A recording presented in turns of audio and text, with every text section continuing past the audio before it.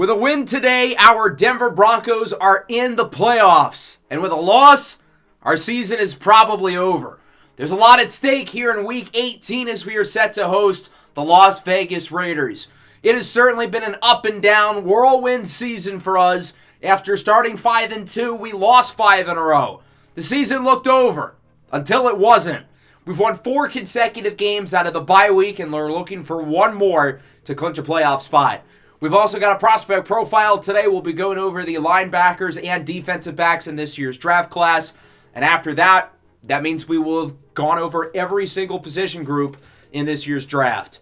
So as I mentioned, it has certainly been an up and down season for us. This team is very streaky, but we've been outstanding since the bye week with 4 convincing wins. Blew out the Raiders without Bo Nix for most of the game.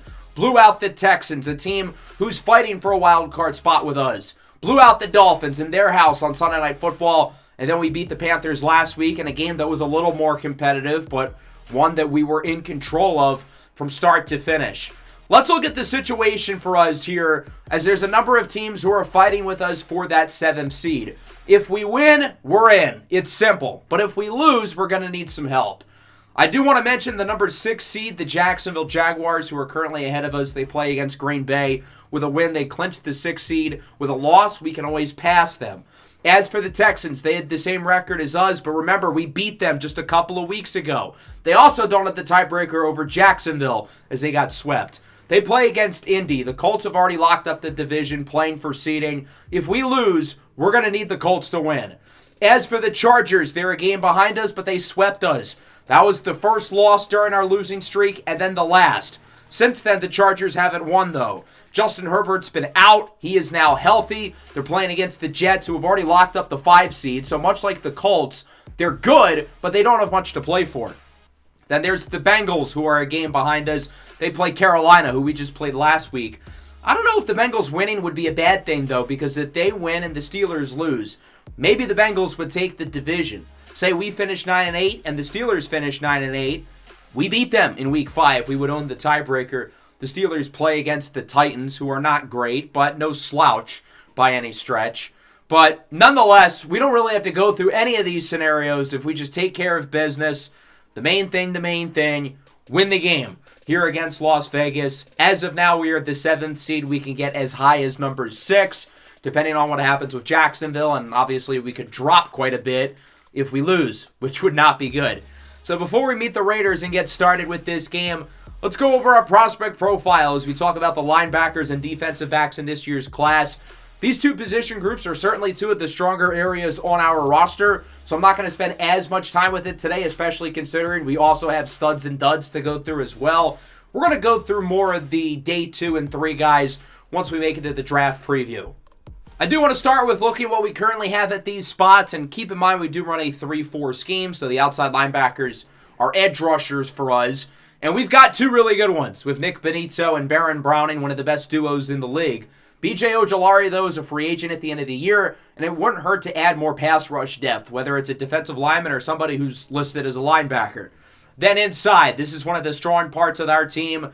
We've talked about how good Jeffrey Bossa's been, but we can't forget about Drew Sanders either. Now, he is a free agent at the end of the year, so if we don't pay him, inside linebacker all of a sudden becomes a need. Nonetheless, those 4 starters have been 4 of the best players on our team, and if Drew Sanders is back, we're probably not going to need at least a high-end linebacker. I do want to talk about Jeffrey Bossa in depth real quick, because when we drafted him out of Oregon, we knew he could do a little bit of everything. He can blitz, he can cover, he can stop the run. And as I look at the linebackers in this class, specifically the off-ball linebackers, there are a lot of guys like him, guys who can do a little bit of everything. That's the modern linebacker. You need to be the total package. As we start with Devin Jackson out of Oregon, projected to be a top 10 pick. They've used Jackson much like they used Jeffrey Bossa over the last couple of years in very different ways. He's a freak athlete. He has solid size, solid length, and he can do it all. He can cover, he can rush the passer, he can stop the run. He had a ton of sacks last year, replacing Jeffrey Bossa as their blitzing linebacker. But this year they've used him a little bit differently, a guy who can go out in coverage, a guy who can stop the run a little bit as well. They've used him less as an edge rusher and less as a blitzer this year and more as a traditional linebacker. But Jackson has shown he can do it all. And combine that with his freak athleticism, teams see a guy who has elite upside. After him, we've got Anthony Hill Jr. out of Texas, 6'3", around 240 pounds. One of the few players in this class who's been used pretty much the same over the last few seasons. Mainly an off-ball linebacker, but he can rush the passer as well. 6'3", 240, another really, really dynamic athlete. I think he's the best run-defending off-ball linebacker in this class, or at least the most polished. I think he's really solid in coverage. This year he played a little bit more along the edge, showing his versatility. Hasn't quite matched the production of his sophomore season, but a really, really good player who has upped his stock. We talked about him last year as a guy who's probably going to go late first, early second, but I think teams are really liking what he can provide for a defense. Gabe Harris from Georgia, a fast riser this year. Look at that play. His get-off and his explosiveness off the line of scrimmage is really impressive. Broke out onto the scene this year for Georgia. Was a rotational pass rusher in the past, but has really blossomed for them as an every-down edge rusher. I think he's got a lot of work to do and isn't quite as polished as the first two guys we went over. He's definitely not the cover player or the run defender that Jackson or Hill is, but I think he's got the most upside as a pass rusher. And while we're talking about guys who can go after the quarterback, there might be none better in this entire draft than DJ Wesolak out of Oregon State. I think depending on the scheme, there's a good chance he'll be playing with his hand in the dirt in the NFL because he's got the size to do it. 6'3", 261 pounds, but he doesn't necessarily have the elite get-off and explosiveness compared to some of these other guys. He still is going to go in the first round, in my opinion, though, because he's such a dominant edge rusher. 9.5 sacks as a sophomore, 15 as a junior. That number's gone down this year because defenses have put their entire game plan around him, doubling him, tripling him, chip blocking him, and he hasn't put up the big sack numbers as a result. There are some good players behind them. Antonio McCulloch from Michigan's had a big year. Arian Carter from Tennessee is a fun player. Garrison Madden from USC. Everest Rousseau from UAB, highly instinctive player who's just not a great athlete. It is worth noting that pretty much all of the really good outside linebackers in this class are listed on the right side. The only top projected 100 pick on the left side is Tevarua Tafiti out of Stanford, another really, really good pass rusher amongst the nation's leaders in sacks this year. Behind him, I look at Samuel Omoshigo from Oklahoma, really good cover player. Tetuium Tuioti from Arizona State, he's really blossomed this year. Owen Peewee from UTSA, we got to see him in the Kansas Bowl game last year. I was really impressed with him in that game. Had a few big plays for the Roadrunners. And then as we move to inside linebacker, again, not really a need for us, but it is a really good inside linebacker class. Certainly the strongest linebacker class I think we've had in this series. 2 guys projected in the first round, 6 in the top 100. And as I mentioned, we're going to go into more detail with some of these guys in the draft preview. But I do want to make it a point to talk about Raylan Wilson right now because much like Jeffrey Bossa and Devin Jackson, this is a guy who's a freak athlete who can do a little bit of everything for your defense. Last year, like Devin Jackson, he was used as the blitzer, as the guy who played all over the field, and he finished with a ton of sacks. This year, he's been used as more of a traditional linebacker. Georgia's had him in coverage where he's been really impressive. A rangy, 3-down, sideline-to-sideline linebacker. But I think his ability to play the run and obviously go after the passer with the 13.5 sacks he had last year suggests that he's not going to be one of these freak athlete linebackers who just never develops. He's the total package, like Devin Jackson, like Jeffrey Bossa. Down the board, Sean Murphy from Florida State. He's had a phenomenal season this year. Broke out onto the scene, forcing 4 turnovers. Torian York from Texas A&M's a really good player. Arvell Reese from Ohio State. Coaches describe him as a football genius. He's someone who I think is going to be really good. Tariq Al-Uqta from Washington State's had a strong year. Kyle Efford from Georgia Tech. I really like Jake Gassaway from Northern Illinois, small school guy who's had a very strong season this year, a fringe top 100 pick. And then down the board, I think a name to watch is Jerry Mixon from Oregon, the younger cousin of Joe Mixon as we move into the secondary. Really, really good defensive back class. It's unfortunate that we don't really need linebackers or DBs because this is where the draft is strong. Cornerback is really not a need for us at all. We just used a top 5 pick on Colin Wright, and we just gave Pat Surtain $100 million. Behind them, Chris Abrams-Drain is really good in the slot. We're going to have to figure out if we want to extend him next year, but even if we don't, Benjamin Morrison, I really believe in his upside. Great special teamer. Savon Revel has struggled, but he's a really good special teamer. And then at safety, Marvin Grant is really good. Of course, we used him a lot in the box last year. This season, he's been primarily a safety. Behind him, we've got Javon McIntyre and Ronnie Hickman, two guys who are good enough to play and may need to because Riley Moss is a free agent himself at the end of the year. So depending on what happens with Moss and Drew Sanders, these two positions could be needs for us. Maybe Marvin Grant plays in the box more next year. Maybe someone like Ronnie Hickman or Javon McIntyre is going to have to be challenged to start.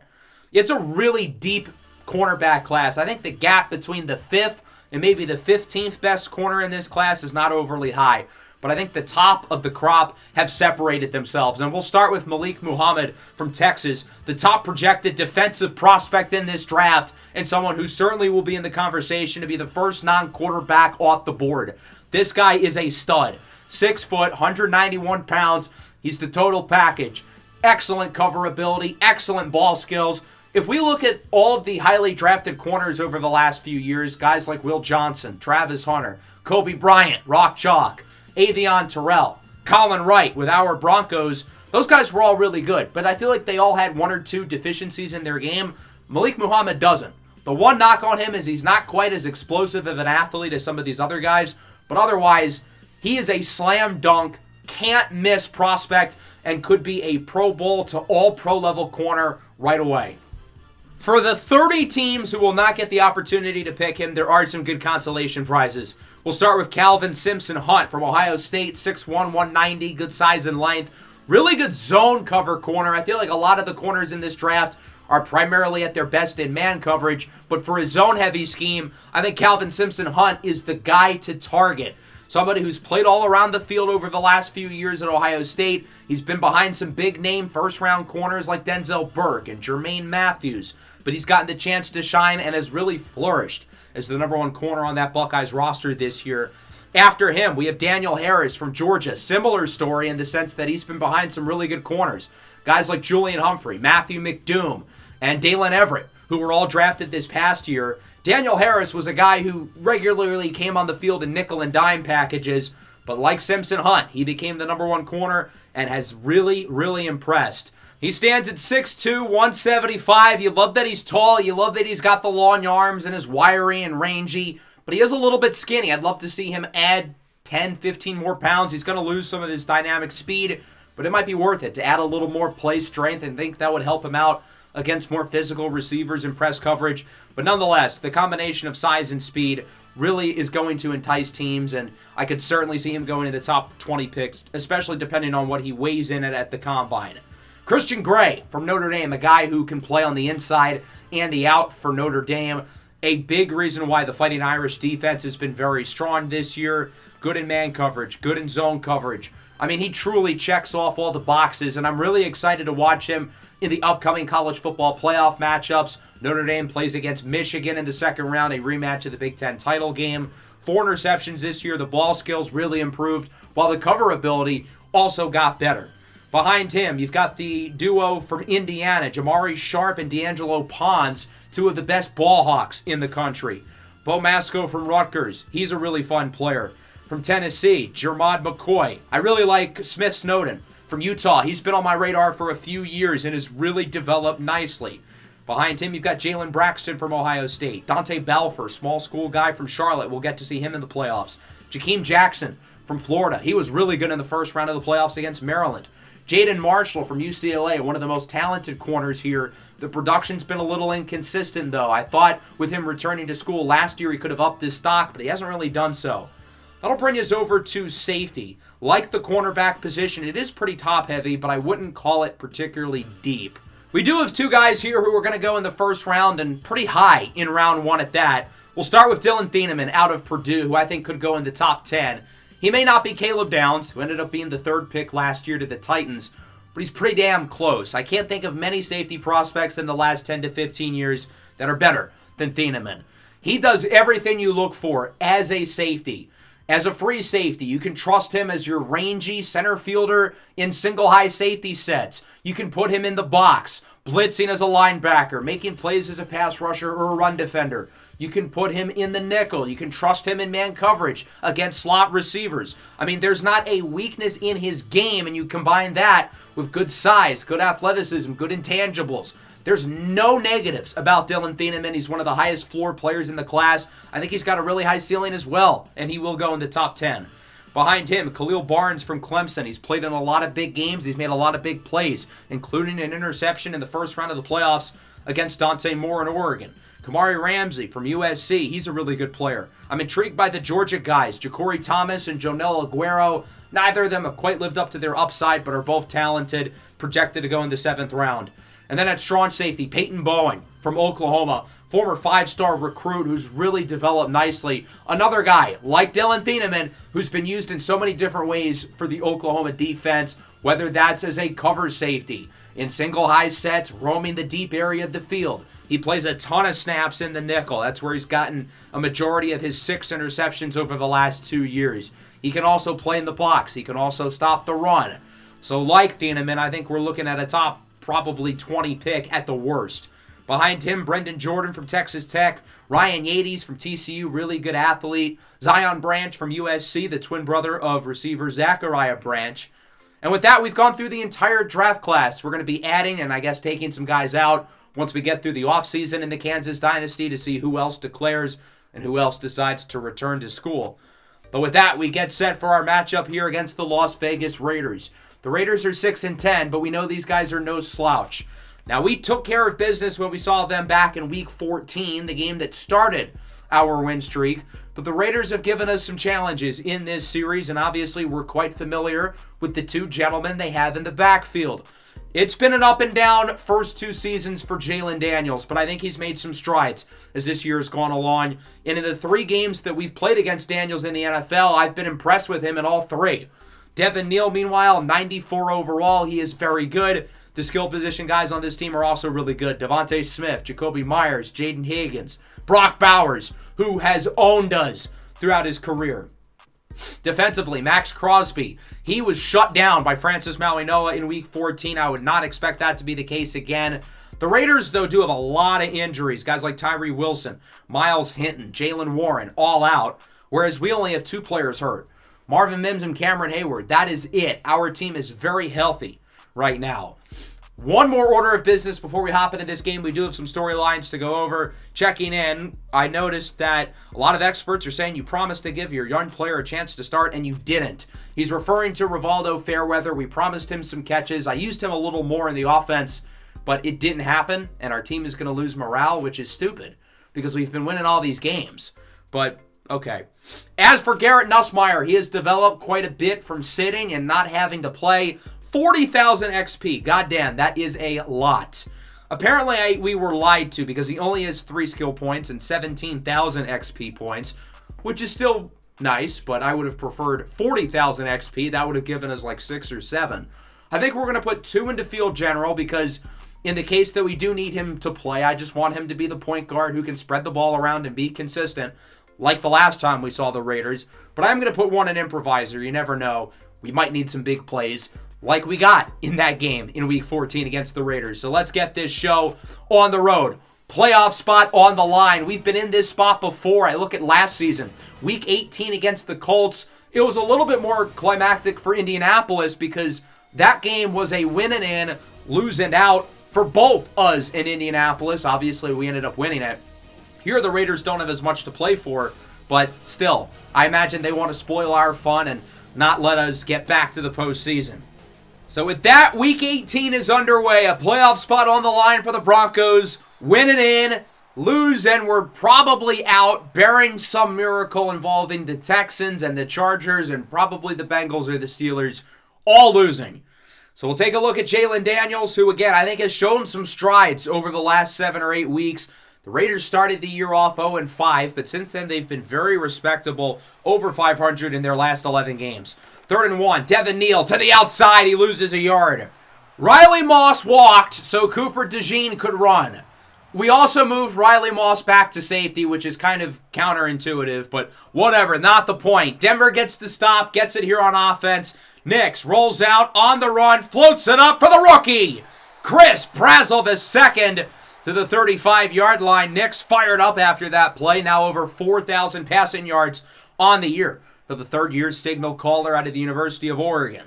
At the 35, Ashton Jeanty to the outside, breaks the tackle, loses 2. A good play there for the Raiders. They could not stop Ashton Jeanty at all. Back in Week 14, Jeanty has been red hot over these last few weeks, second in the NFL in rushing, only behind Najee Harris. 3rd down and 12 now for the Broncos. Nix looks to throw it. Under pressure, he is sacked. Max Crosby leads the way along with Demetrius Hardeman, and Denver's going to have to punt it away. So the offense was starting to get something going there. Drive stalls with the sack, something the Raiders could not do really at all in Week 14. But what a punt by Jake Camarda. It is out of bounds at the 5. Poor starting field position for Las Vegas. 2nd and 7, just trying to run it here away from the end zone, but Devin Neal loses 4. Baron Browning, Marvin Grant, both there to bring him down. Grant, of course, a former college teammate of Devin Neal's. As on 3rd and 11, they're just going to go back to him, and he will not get much. Jeffrey Bussa leads the way, leading the NFL in tackles this year. He had 19 a week ago against Carolina, joined by Baron Browning again. That'll force a punt. Denver back with good field position. From the 43 on 2nd down, Jeanty going backwards for a loss of 3. It's Max Crosby who brings him down, and Ashton Jeanty is hurt on the play. That is not good news. Going to the locker room, it looks like his day might be done. So it's going to be a lot harder for us to win this game. And if we do, are we going to survive in the postseason without Ashton Jeanty, our top running back? It's not going to be easy. He's been so vital these last few weeks. So with Jeanty not in the game, the Raiders are not fooled by the play action. The blitzing defensive back Desmond King is there to send pressure and force the incompletion. High ankle sprain for Jeanty. Again, he will not return, which is already a problem in and of itself. But depending on the severity of the injury, he may miss time, which would be not good news. Another great punt by Camarda down at the 7. What a punt! Jake Camarda having the game of his life already. Field position proved to be an issue for the Raiders on their last drive. Will it be again? On 1st down for Las Vegas, Daniels looks to throw it. Under pressure. On the run. He's got Jaden Higgins with a 1st down. Gaining 21 yards as the Raiders are firmly out of safety territory. The end zone is not directly at their backs, and they can actually try to move the ball here.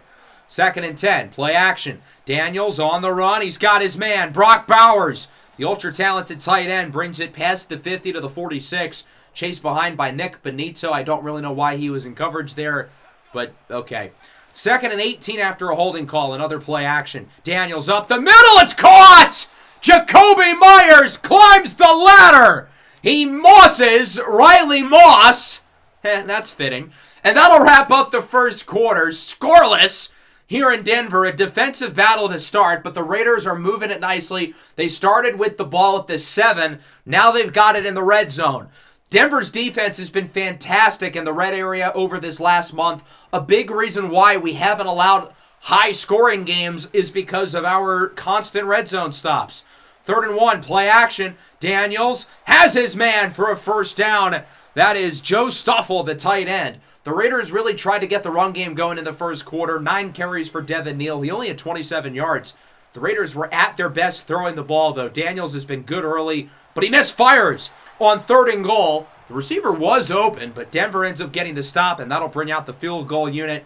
Las Vegas looking to score first. It's a chip shot here from around, say, 24 yards out. The kick is good, and Vegas will make it 3-0. So the Broncos are going to get it back. We haven't been able to score through our first couple of drives of the game. Let's see what the offense can do. We haven't had an issue moving the ball down the field, but drives have stopped past the 50. Here's a big play potentially. Tez Johnson to the 18, a gain of 27. Big play after the catch, and now the Broncos have it in the red zone.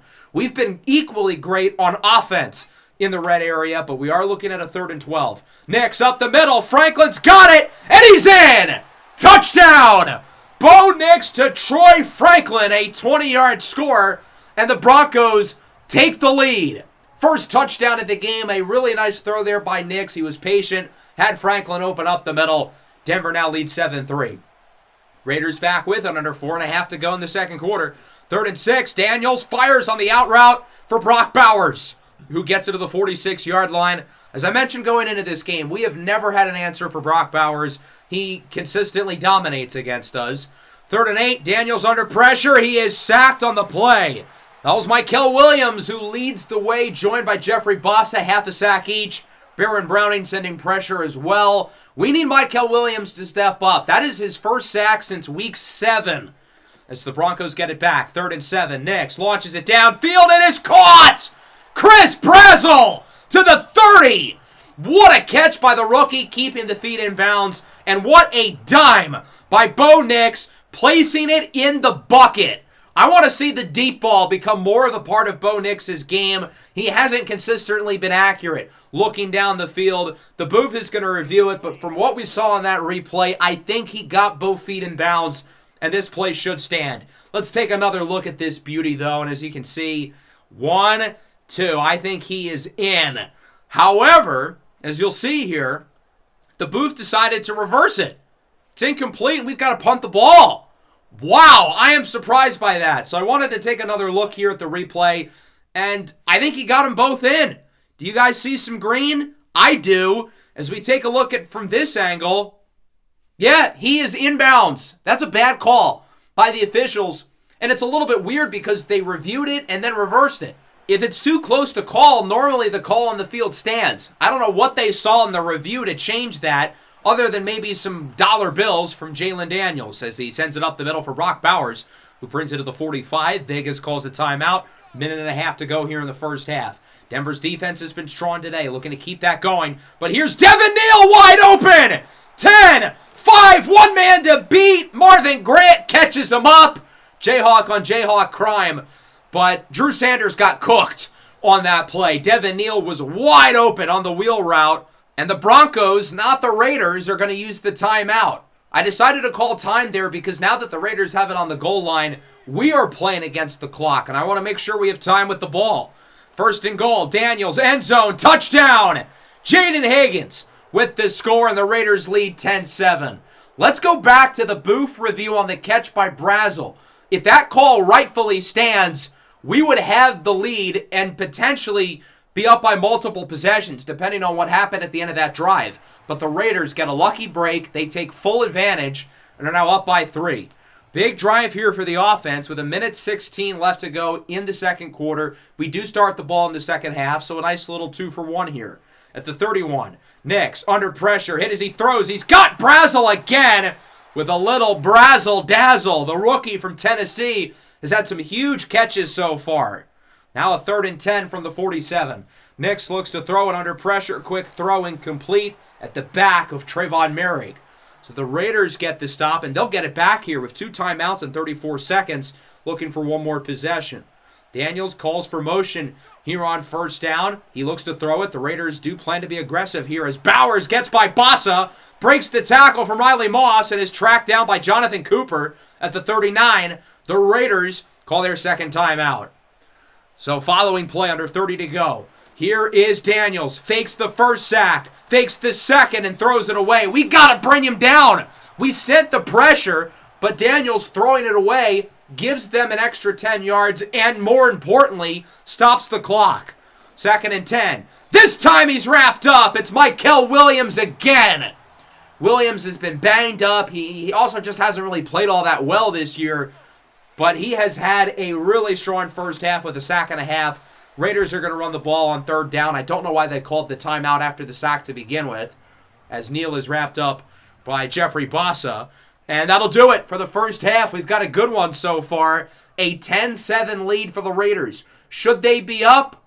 No, probably not. This feels vaguely similar to the Mario Maddox touchdown that was reviewed and reversed. Now, of course, EA threw us a bone and we made the playoffs anyway. But will we have the same luck here with some of the teams we need to lose, including the Chargers facing off against the Jets? I was hoping New York would deliver as a favor, but so far that has not been the case. The Chargers, who have lost 5 in a row and have not won since they beat us back in Week 12, currently are ahead of the Jets 14-3. New York has locked up the 5 seed. They'll be playing the winner of the AFC North in the first round. They don't have much to play for, and unfortunately for us, well, it's showing. So if these two results hold up, we would be out of the playoffs. Let's head to Seattle. The Cardinals have actually been playing some pretty good football as of recent. They're lucky they already clinched the number 1 pick because these last few weeks they're actually playing kind of well. This is likely to be Kyler Murray's last game in Arizona, trying to audition himself as a starter around the league, given the likelihood that the Cardinals would select Oregon quarterback Dante Moore with the number 1 pick. Avery Johnson, meanwhile, 2 for 9 against the worst defense in the NFL. I am noticing. Let's head to Kansas City, the Chiefs and the Dolphins. Kansas City is playing for seeding. They will be either the 3 seed or the 2 seed. So theoretically, if we do make the playoffs, there's a great shot we would head back to Arrowhead against the Chiefs. They would lose this game to the Miami Dolphins, though, by the final score of 26-21. So this means that the Chiefs will probably be the 3 seed, and most likely the Indianapolis Colts will end up as the 2 seed. Good win here for the Dolphins to finish out the year as we go into the second half. With Ashton Jeanty out and with us trailing, we're probably going to be throwing the ball a lot. And I think Bo Nix has been pretty good. 12 of 19. The completion percentage will look better if not for 3 incompletions late in the first half. He's been able to really stretch the field, though. He has been aggressive. He is looking deep. Chris Brazzell, in particular, really getting open vertically. And then for the Raiders, it's been kind of the same thing. Jalen Daniels has been at his best on play action, looking down the field. So we've got to stop the intermediate passing game, and we've got to stop the deep ball. Denver starts with it. Big drive to open the second half, and a big scramble for Bo Nix as he slides at the 35. He didn't slide last time against the Raiders, and then he fumbled it and got hurt. So he's not making that same mistake again. 3rd and 6. Wide open is Brazzell! Inside the 30 to the 20. The rookie with another big grab. Chris Brazzell II has been uncoverable in this game. He's getting a lot of reps out of the slot, which is interesting given that he's 6'5", but it is working. Cooper Kupp's been banged up. Brazzell's taking his snaps, and he's been really good. Nix scrambles inside the 10, slides forward in front of Avion Terrell, the rookie from Clemson, at the 5, as it's now 2nd and goal. Zamir White, the former Raider, the back in the game, he gets the handoff with a block. Plenty of open space. He's in for a touchdown, and the Denver Broncos will regain the lead. A revenge game for Zamir White, as it's 14-10. White has been the lead running back without Ashton Jeanty. We're obviously getting some Harrison Whaley reps as well, as it's a 3rd and 5. That one is hauled in. Jalen Daniels with a dime for the former Heisman Trophy winner Devontae Smith, who gets the first down for the Raiders. Clock is ticking. 5.5 to go in the 3rd from the 37. Play action. Daniels lobs it downfield. Wide open! Joe Stoffel, the 2nd-string tight end out of North Dakota State, is in for the touchdown, and the Raiders regain the lead. Jalen Daniels continuing to ball out. Broncos back with it, 2nd and 3. Franklin with a spin move. Nice maneuver by Troy Franklin. He had Xavier Woods touching earth on that play. Denver moving it well once again. This was a defensive battle, and now both offenses have really gotten comfortable. Big run for Zamir White. Stiff arms Trayvon Merrig and brings it to the 14-yard line. Zamir White's played a solid game with Ashton Jeanty out of the lineup. He has been productive. After a holding call, we're looking at a 2nd and 20 here from the 24-yard line with 3 to go in the quarter. Nick scrambles on the run. He's got Tez Johnson with space. Lowers the shoulder. Fighting for yards. He's got the first down. Great play after the catch by Tez Johnson. His 50th reception of the year and one of his more impressive ones. We've got it at the 3. Struggling to punch it in, though. It is a 2nd and goal. Nix looks to throw it under pressure going backwards. He's trying to throw it away, but he can't, and he is sacked. Bo Nix has done a good job this year of not digging his own grave. That play he did by continuously moving backwards. And it's now 3rd and goal from the 22. Nix forces it into traffic, and it's intercepted. Trayvon Merrig picks it off, and the Raiders get it back. I think without exaggeration, that might be one of the worst 2-play sequences I've ever seen from a quarterback. I can already see the comments typing angrily. Nonetheless, really bad sequence by Bo Nix. There's no excuses. You got to throw it away or take a sack, not at the 20-yard line, but instead like the 10, and then you can't force that pass on 3rd down. Just bad stuff. 3rd and 5. Bowers is flipped over by Jeffrey Bassa, but he does hang on for the first down, keeping the drive going. The Raiders had the momentum off their big turnover, and if we do lose this game, we're going to look back to those two plays, the sack and the interception, as to why. Another nice play, though, for Jeffrey Bossa. This time he flips Devin Neal over. Raider ball carriers beware. That'll wrap up the third quarter, 17-14. The Raiders with the lead. Our offense looked pretty good, though. We had the touchdown drive. Then we had another good one, but Bo Nix spoiled it away. And again, if we lose this game, especially if it ends up being close, I'm going to look back to the sack and the interception as probably the biggest reasons why. Defense has got to get a stop here. The defense was really good over the first quarter and a half. Not so much since. On 3rd and 10, flag on the play as it's caught. It's Higgins. Surtain was playing for the ball, and it backfires. A big first down for the Raiders, but I think this one is coming back. We might have dodged a bullet. A holding call on the backup left tackle, Carter O'Donnell, who is getting the start for the injured Miles Hinton. Man, we dodged one, and now it's 3rd and 20. Rushing 4, 7 guys back in coverage, and Daniels has to throw it away. Good job there by the 4 guys we did have rushing to make it into the backfield, and now a pivotal drive from Bo Nix. This possession for him is going to be really telling. Is he rattled after the bad interception, or is he going to be confident and poised? Looking right back for Harold Fannin, who was the intended target on the pick, as he gets 20. Nice play after the catch there by the rookie tight end out of Bowling Green. 2nd and 8 from the 34. RPO, Cooper Kupp back in the game. Whoop! Nice juke move, breaking tackles to the 21. Kupp got banged up in the first quarter. We have not seen much of him since. It's good to have him back out there, although Chris Brazzell in his place has been really good himself.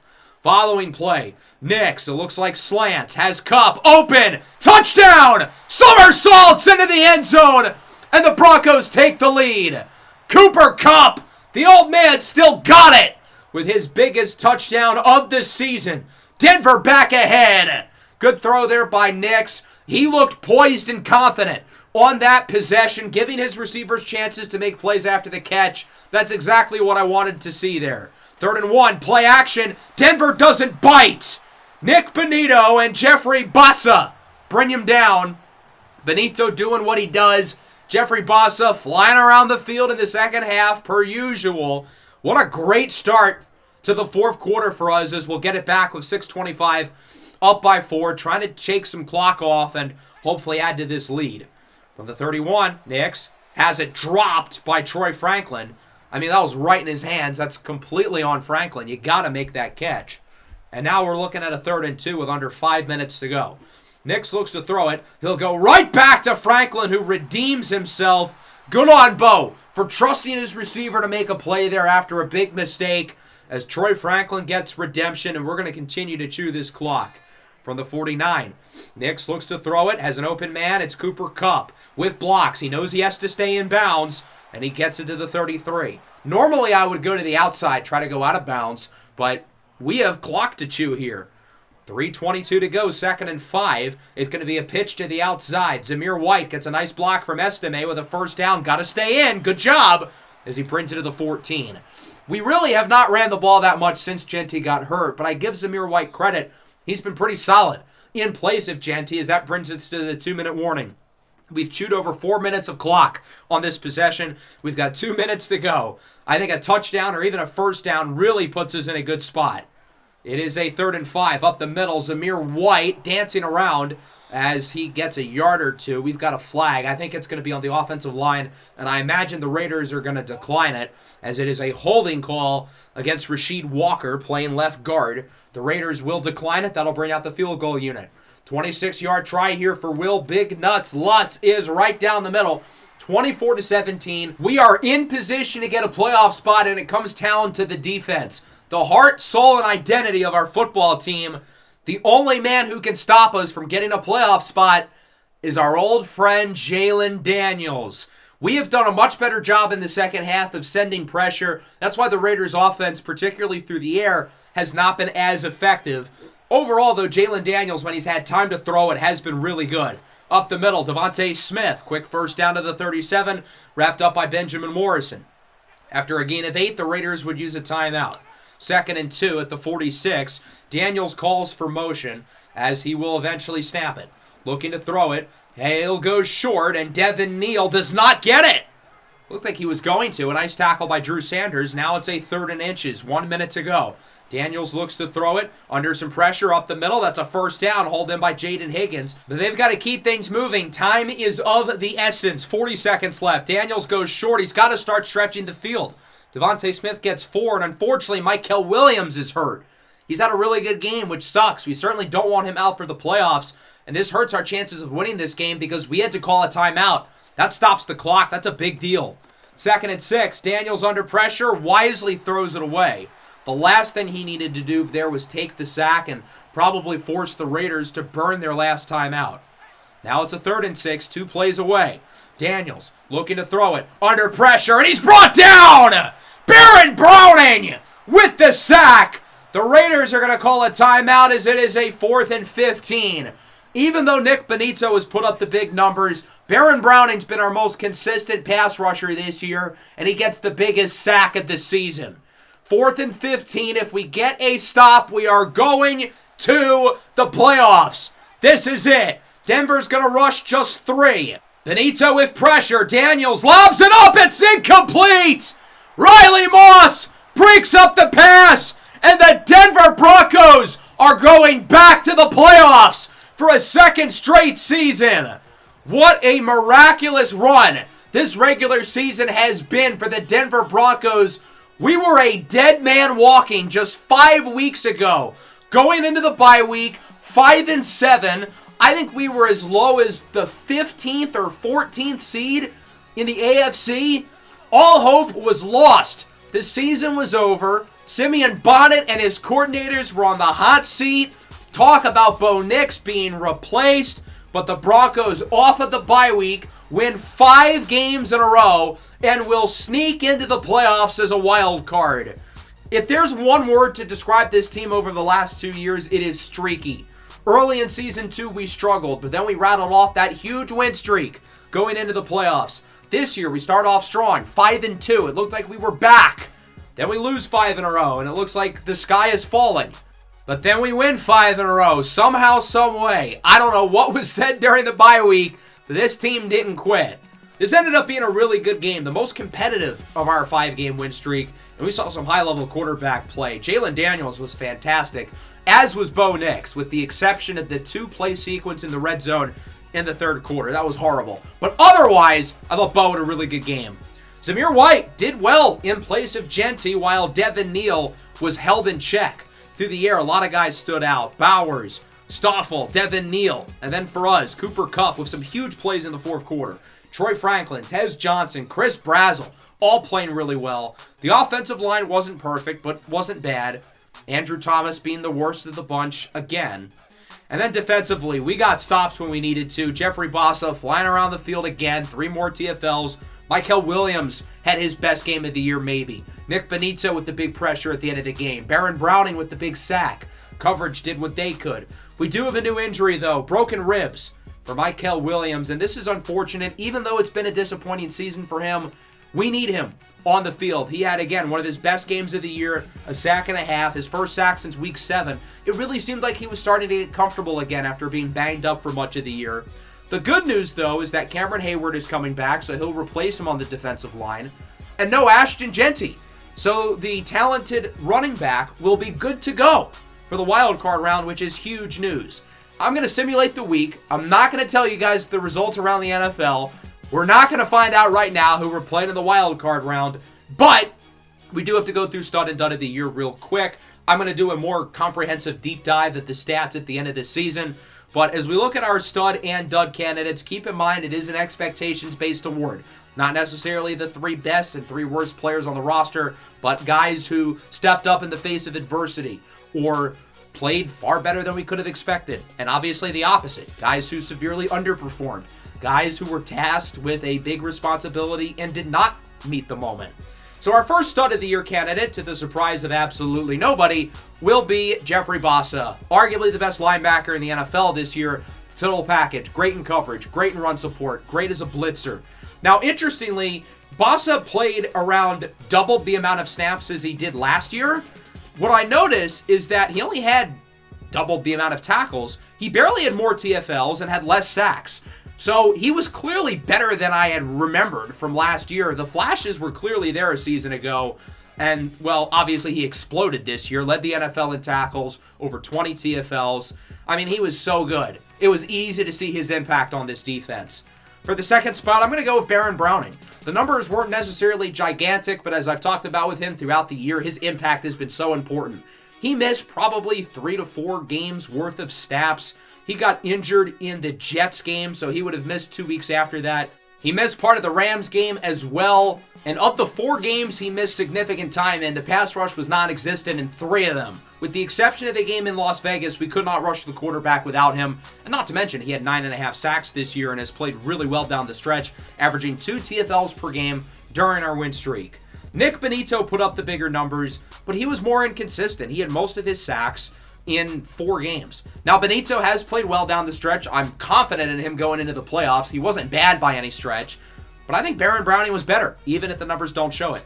For the last spot, I'm going to go with Tez Johnson. Maybe a surprising pick. Marvin Mims was obviously our best receiver, but when I look at someone who stepped up in the face of adversity, through the first half of the year, Tez could not get on the field. He was consistently injured. He put up less catches, less yards, and less touchdowns than last year, but you got to remember, he missed 6 games. He got injured in a handful of others as well. He really only played, 50% of our snaps this year? But once Marvin Mims got injured against the Jets, we needed somebody to be the wide receiver 1, and he did that. Maybe not as good as Mims, but he was fantastic. He was the go-to guy for Bo Nix, and because of that, our offense really did not take as much of a hit as I would have expected with Mims out of the lineup.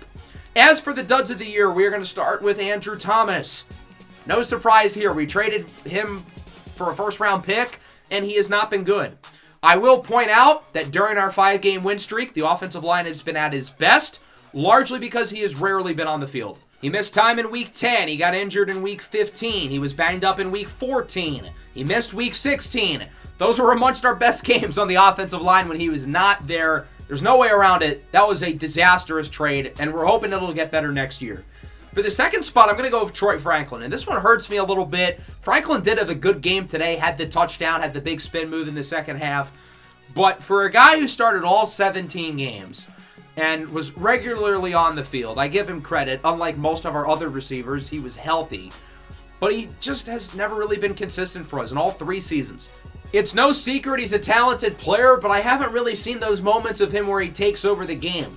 His season high in catches is 5. He's had more than 54 yards twice. I love my guy Troy Franklin as a Duck, but I don't want to say he was bad this year. He wasn't bad. But I had higher expectations for him going into the year. And then the last spot, I'm going to pick Jonathan Cooper. He was one of our studs of the year last season, but he took a big step back this year. He had more snaps than a season ago, but he finished with less TFLs. He finished with half as many sacks. The pass rush was nowhere near as consistent as it was last year, and a big reason for that has been the decline in play of Jonathan Cooper, who we extended last offseason, and, well, he didn't necessarily meet that standard. I thought about Mykel Williams as a dud of the year spot. Obviously, he was disappointing this year. There's no secret about that. But I didn't nominate him for the stud of the year as a rookie when he was dominant. So I figured this is kind of an even trade-off. If he struggles again next year, though, I will be putting him on the list. So that'll wrap up the episode. Next time around, we've got the wild card. We know it's going to be either the Chiefs or the Colts, but I'm not going to let you guys know now. You're going to have to find out in the next one. Make sure to leave a like and subscribe to the channel if you are new. Peace out.